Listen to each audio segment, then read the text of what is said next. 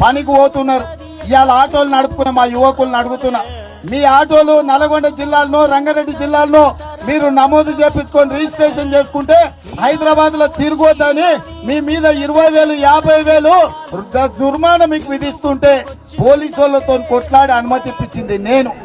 ఇవాళ మా ఆటోలు నడుపుకునే మా లంబాడి సోదరులను హైదరాబాద్ లో జీవనాధారం కోసం ఆటోలు నడుపుకుంటున్న మా లంబాడి యువకులకు నేను విజ్ఞప్తి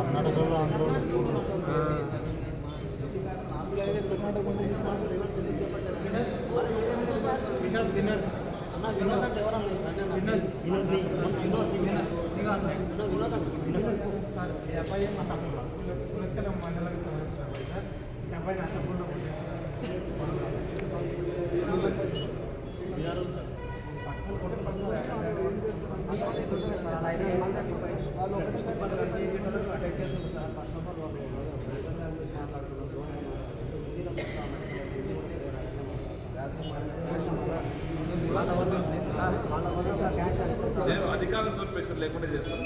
ఈ లోకల్ అన్ని వాళ్ళని మనం ఆఫీసర్లను ఫిర్యాదు చేయకుండా ఆ ప్రయత్నం చేద్దాం. మనం మీకు వచ్చి మీకు